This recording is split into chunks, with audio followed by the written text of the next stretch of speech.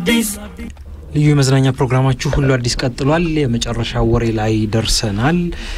የመጨረሻው ወሬ ደግሞ እዚሁ አዲስ አበባ ባንድ ክሊኒክ ውስጥ ድንግልናን የመመለስ ስራ በድብቅ ይሰራል የሚል ጽሑፍ ይዞ የወጣው መጽሐፍ እያነጋገረ ነው ይላል።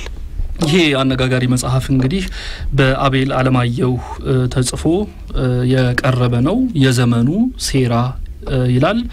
የታፈኑ እውነቶች፣ የጉዞ ማስታወሻዎች፣ ማህበራዊ ሂሶች የቀረቡበት መጽሐፍ እንደሆነ ጸሐፊው በከቨር ፔጁ ላይ በሽፋን ገጹ ላይ ጠቁሟል። አቤል አለማየሁ እንግዲህ ካካተታቸው መጣጥፎች መካከል የክብረ ንጽህና ጋራዥ በሚል የጻፈው ይገኝበታል። እዚህ ውስጥ እንግዲህ ምናልባት አስደንጋጭ ነው ብለን ያገኘነውን እና ጸሐፊው ያቀረበውን አንዳንድ ነገሮች ነው እንግዲህ ለአድማጮቻችን ለማካፈል የመረጥነው። ይሄ የክብረ ንጽህና ጋራዥ በሚለው ውስጥ ጸሐፊው እንደሚናገረው ከሆነ አዲስ አበባ ውስጥ በድብቅ ድንግልናን የመመለስ ስራ የሚሰራ ክሊኒክ እንዳለ ይጠቁምና በክሊኒኩ ደግሞ የሕክምና ባለሙያዎች ስራውን ተለምዷዊ በሆነ አጠራር ድንግልና መመለስ ብለው ነው የሚጠሩት። እንግዲህ ይህንን አገልግሎት ለመውሰድ የሚመጡ የተለያዩ ሴቶች በተደጋጋሚ በዚህ ስፍራ እንደሚመጡና የሚያገኟቸውም የሚቀበሏቸው እዛው ክሊኒክ ውስጥ ነርሶችና ሌሎችም እንግዳ ተቀባይ ሰራተኞች ናቸው። ሕክምናውን የሚያገኙት ደግሞ ምናልባት ይህንን ሕክምና የሚሰጠው ወይም ደግሞ ይሄንን ስራ የሚያከናውነው ሐኪም ነፃ ከሆነ ወይም ደግሞ በሌሎች ስራዎች ካልተወጠረ ብቻ ነው። ነፃ ከሆነ ወዲያውኑ ሕክምናውን እንዲያገኙ ይደረጋል። ወይም ደግሞ ሌሎች ቀደም ተከተሎች አሉ። በቀደም ተከተል ነው ሁሉ ነገር የሚከናወነው። የመጀመሪያው ጥያቄ ግን ለምን ማሰራት እንደፈለገች ሴቷ ወይም ይሄ ድንግልናን መመለስ ለምን እንደፈለገች የሚቀርብ ጥያቄ ነው። በዛ መሰረት ብዙዎቹ ተመሳሳይ የሆኑ መልሶች እንደሚመልሱ ይናገራሉ። ድንግል ነኝ ብለው ጓደኞቻቸውን ይዋሹ እንስቶች ይሄንን እውነት ለማረጋገጥ ሲሉ እንደሆነ ብዙ ጊዜ ምላሽ ሰጥተዋል። በነገራችን ላይ ይሄ መጣጥፍ ሲጻፍ እዛው ቦታ ላይ ይሄንን ተግባር የሚያከናውኑ ብዙ ባለሙያዎችን ይሄንን መጽሐፍ የጻፈው ሰው እንዳነጋገረ ለሁሉ አዲስ ተናግሯል።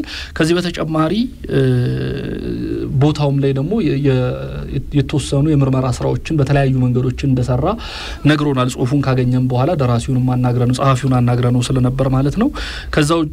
ከዛው ውጪ ደግሞ ያው የተለያዩ በቤተሰብ ይመጣ ትዳር አለና ያ እንዳይፋረስ ለማድረግም ነው ብለው ምክንያቱን እንደሚያቀርቡ በመጽሐፉ ያትታል። ለማንኛውም ይሄ ነገር ይሰራልን ብለው ወይም ደግሞ ድንግልናችን ይመለስልን ብለው ጥያቄውን እንስቶቹ ካቀረቡ በኋላ በዛው ቦታ ላይ ሕክምና አገልግሎት ቦታ ላይ ባሉ ሰራተኞች እንደ ነርስ ባሉ ወይም ደግሞ የእንግዳ ተቀባዮቹም ጭምር ማለት ነው እንዳይፈሩ ሴቶቹ ያበረታቷቸዋል የሚል ነገር ነው እንግዲህ ያቀረበልን። ከዛው ውጪ ቦታው ላይ ያሰማራቸው ጸሐፊው ያሰማራቸው የተለያዩ ሰዎች እንግዲህ አንዳንድ ጥያቄዎችን ለነዚህ ሰዎች አቀርበውላቸው ነበር። ለምሳሌ ያክል የሕክምናው ዕቃ ጽዱና አስተማማኝ ነው?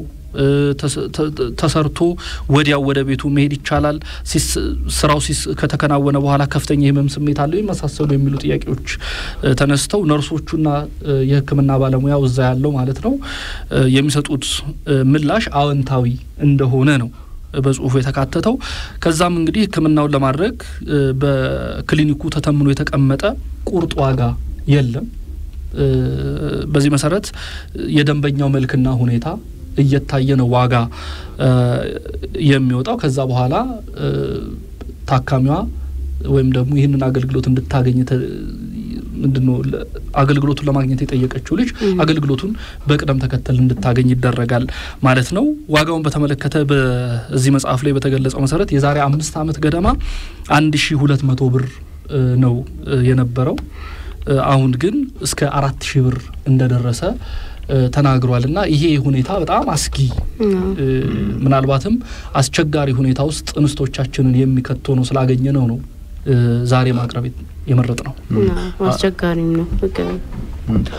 አቤልን ቅድም ሲስ እንዳልከው አናግረው ነበር ጸሐፊውን ማለት ነውና ሲናገር እንደውም እሱ በዙሪያው ያሉ እንስቶችን ማለት ነው የሚያውቃቸውን ለዚህ ለምርመራው ጉዳይ ሲል በቀጥታ ወደዚህ ቦታ ልኳቸው እውነታነቱን በደንብ አረጋግጦ የምርመራ ጋዜጠኝነትን ጭምር ተጠቅሞ እንደሰራው ነው የነገረን። ስለዚህ ከዚህ በፊትም እንደዚህ ተመሳሳይ አይነት ጽሁፎችን በተለይ ምርመራ የሆኑ ስራዎችን በመስራት ይታወቃል። አቤል አዲስ አበባ ጉዶች የሚል መጽሐፍ አለው ከዚህ በፊት እንዲሁም ከባልደረባው ኤልያስ ገብሩ ጋር ኢትዮጵያን ማን ይታደጋት የሚል መጽሐፍን በጋራ አሳትመዋል። ከዚህ የኛ ሰው ገመናም የሚል የኛ ሰው ገመና የአዲስ አበባ ጉዶች አሳይቶን ነበር። አሁንም ሌሎች ጉዶቿን እያሳየን ይገኛል። እዚህ ላይ ትንሽ የሚያሰጋው ነገር አንዳንዴ ይሄ በድብቅ የሚደረጉ ነገሮች ከጥቅማቸው ይልቅ ጉዳታቸው በጣም ያመዝናል። ከጤናማ አንፃር ከማህበራዊ ነገሮችም አንፃር በጣም ጉዳቱ ያመዝናል።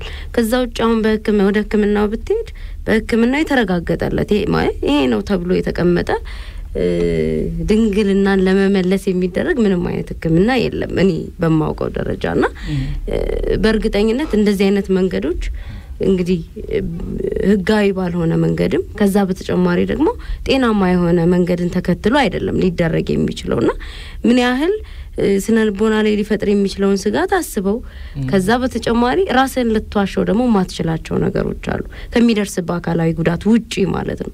እዛ ቦታ ላይ ስትሄድ ምንም ማረጋገጫ ነገሮች የሉም። ስለሚጠቀሟቸው ማቴሪያሎች ስለሚጠቀሟቸው የተለያዩ የህክምና መሳሪያዎች መድኃኒቶች አንተ የምታውቀው ነገር አይኖርም ወይም ቦታው ላይ የሚሄዱት ሴቶች ሊያውቋቸው የሚችሏቸው ነገሮች አይኖሩምና አስቸጋሪ ነው። ከመንፈራቸው የተለያዩ ከስለታማ ነገሮች ከህክምና መሳሪያ ነገሮች ጋር ተያይዘው ሊመጡ የሚችሉ ህመሞች ወይም በሽታዎች በጣም ተጋላጭ ነው የሚሆኑት እነዚህ ሰዎችና አንዳንዴ ልትሸሻቸው የምትፈልጋቸው አሁን መጽሐፉ ላይ የተቀመጡ ነገሮች አሉ።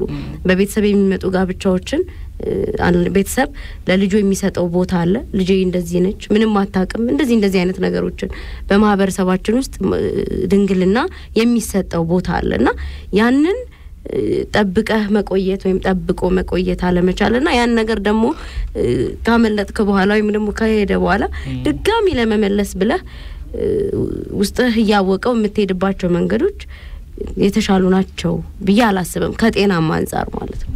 ልክ ነው ማለት ሲጀምር በድብቅ የሚከወነው ችግር ቢኖርበት ነው አይደለም።